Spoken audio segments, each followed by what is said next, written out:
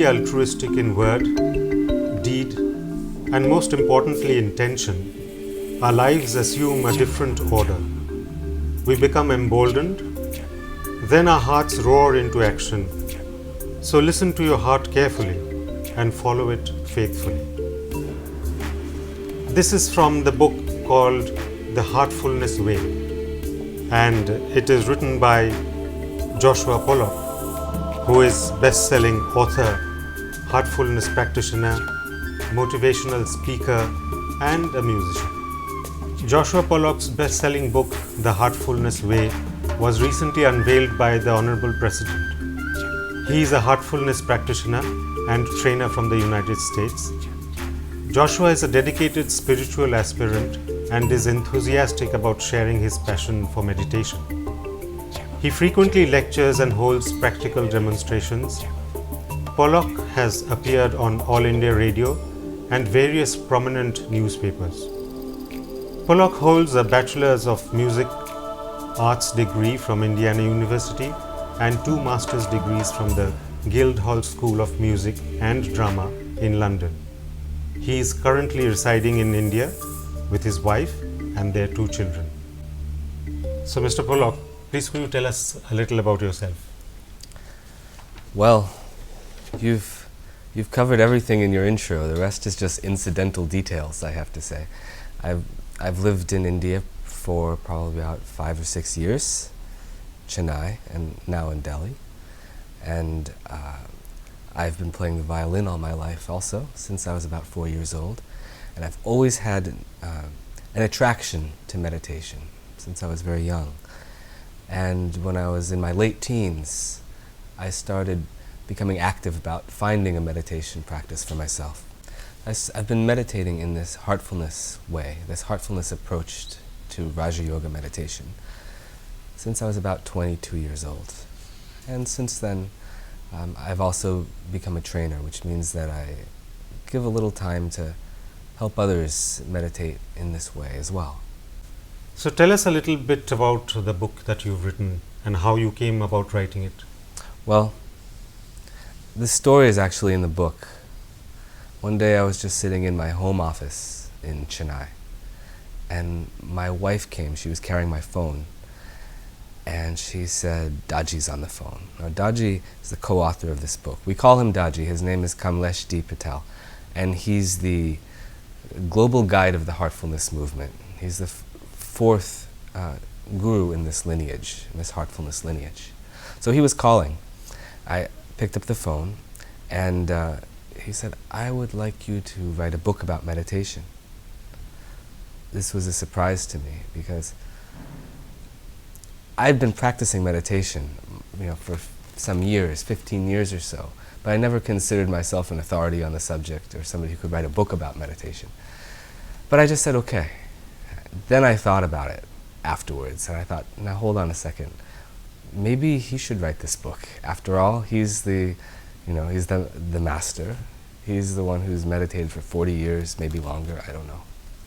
So next time I saw him, I made this suggestion. I said, maybe you should write this book. And he said, oh, it's okay, let's write it together. So that's what happened. It in a very natural way. When you read so many old texts, of course, if you read Upanishads or any old text about spirituality, you find that it generally takes the form of dialogues. And not just dialogues, not dialogues between equals even, but generally it's dialogues between a student and that student's teacher. And that's because, there was an oral tradition. There was no written tradition in those old days. So these stories were passed along. But in the same way, this didn't artificially happen.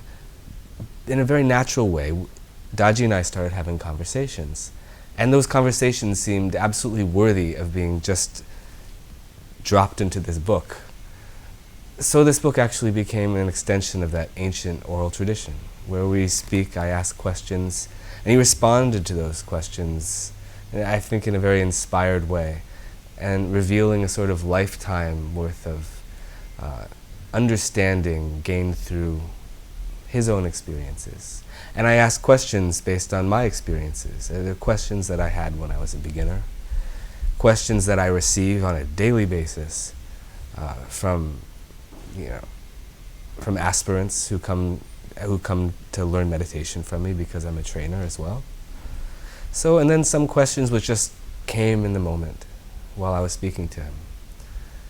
And so the book proceeds like that, and I think in a very simple way, it covers a very profound subject. In a way where you don't have to have any previous knowledge about spirituality, about concepts that we find in yoga, or any experience meditating. I think it starts using language that anybody, and concepts that anyone would be familiar with.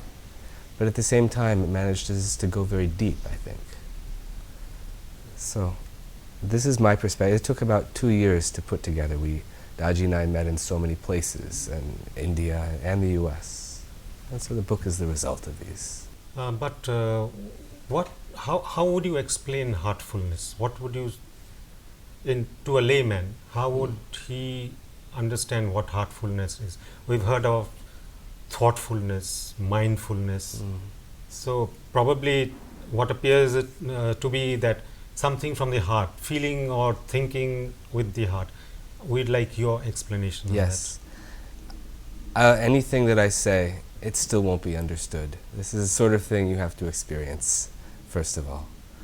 So that's what, every time I speak about heartfulness, I just say, try it and come to your own conclusion. However, I would say that in our lives, there's never any instruction manual which will tell us how to handle every single situation. And why? Because every situation is unique. Okay, we never find the same thing happening twice. So how are we going to know how to handle each situation in which we find ourselves? We rely on some inner guidance. And that guidance comes from inside, and it comes from the heart.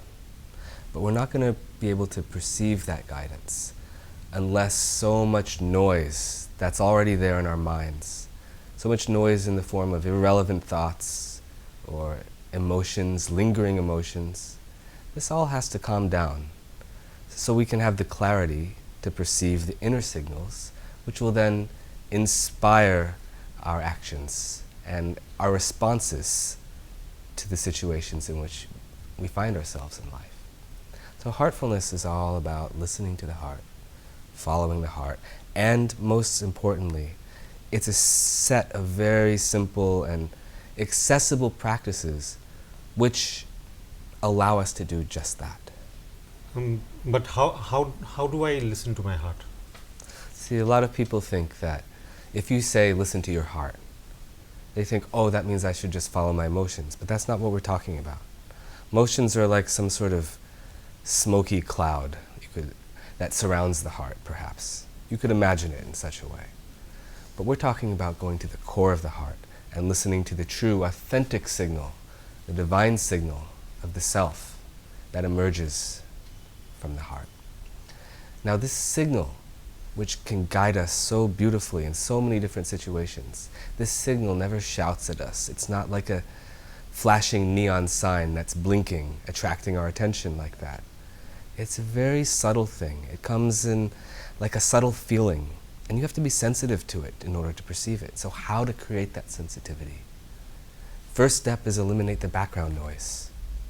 Background noise of thoughts, irrelevant thoughts, emotional reactions, other stimuli that we find within ourselves. So from all this noise, we have to create inner silence. And then when we have that state of silence inside us, then now exists the possibility of perceiving, of clearly perceiving these subtle signals from the heart, which can then transform our lives. We read out that quotation in the beginning. So could you tell us about what you mean by being altruistic, that is thinking about others, and how to do it, and how it helps us get into this mode? Yeah, sure. You see, the heart has its own nature. It has its own peculiar nature. If you're only thinking about yourself, the heart isn't going to help you, because the heart's natural inclination is to think, to be concerned with the good of everyone, which includes yourself, but is not exclusive. The heart is inclusive in nature.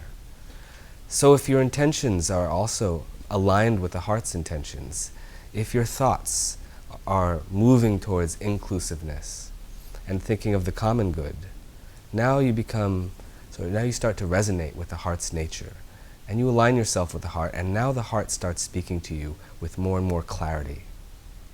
Whenever we talk about meditation or spirituality or guru, most of us get this idea that we are talking about religion. So, do you think that this, what you are talking about, is about religion, or is it spirituality, or are they linked, or can we separate them? From a very young age, most of us, our parents tell us to believe in something. Our parents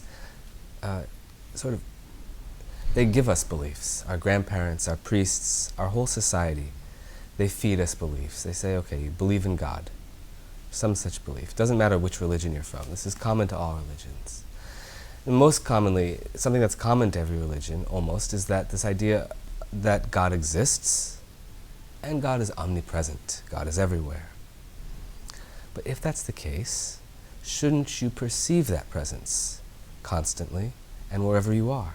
And if not, how is this idea really helping you? How is this belief helping you? So, with meditation, we move beyond belief, because now for the first time we're experiencing something. We're moving beyond belief to experience. Instead of believing in this divine presence, now we're experiencing this divine presence. And when you experience something, you no longer need to believe in it. Right? Right now we're sitting in a room. I don't need to believe in you because I see you. So it's not a matter of, it has nothing to do with belief. So when you experience something, you move on to the next step.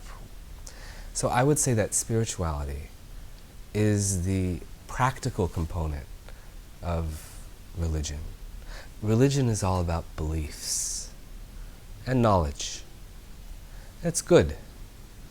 But spirituality is all about experience, and it's about experiencing the truth of those beliefs, the truth behind those beliefs.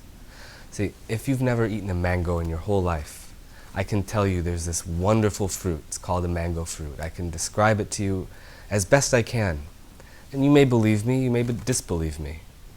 But if I actually give you that mango and you taste it for yourself, now you don't have to believe or disbelieve because you've tried it.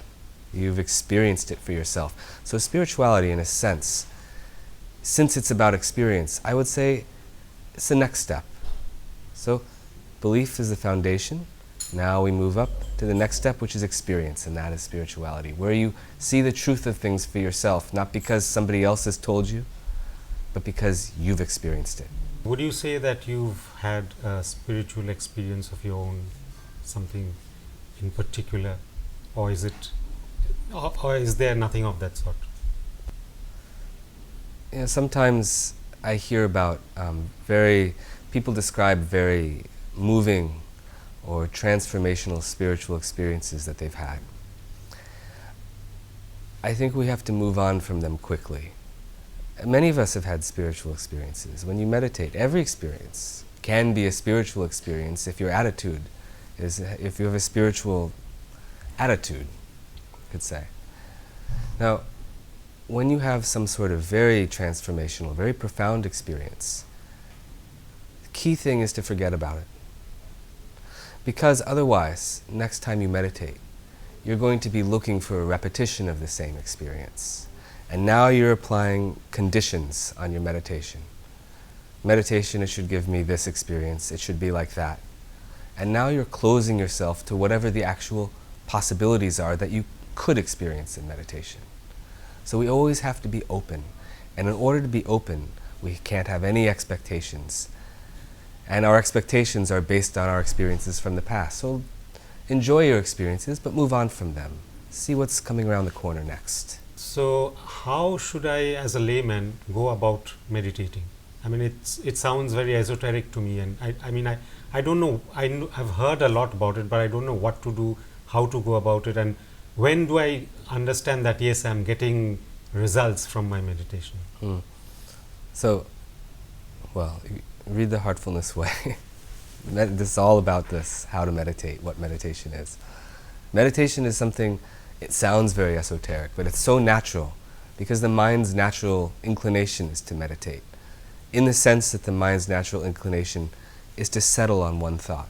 See, oftentimes we're so attracted by an idea, or something attracts our attention, and our mind just settles there so easily. And that's meditation in a sense, but the question is, on which object are we meditating, and does that benefit us in any way? So if you want meditation to be something which is purposeful instead of accidental, and if you want it to be something that is transformational, now you have to choose a noble object, a noble thought to rest your awareness on. And that's what this meditation is all about. And very easily you start. I did so much experimentation myself. I tried so many methods. And eventually I found my way to a heartfulness trainer who showed me how to meditate and gave me some ongoing support. And it's all free also. There's no charging money for anything. So it's a very generous thing. And that helped me so much. So these trainers are available everywhere. There's thousands of them in so many cities. So just look them up, and I think it'll be great help, as it was for me. I have a very favorite quotation which says that he who sings prays twice. Taking it from there, you are a musician, and I've kept this question for later on because there's a surprise in it from your answer, because I know about it. You not only play the violin, but you've played violin for some of the music that's known by everyone in India here. Tell us a little about your music. So I've been playing Western classical violin since I was about 4 or 5 years old. And after I finished grad school in London, I ended up getting invited to India to work for A.R. Rahman, the music director.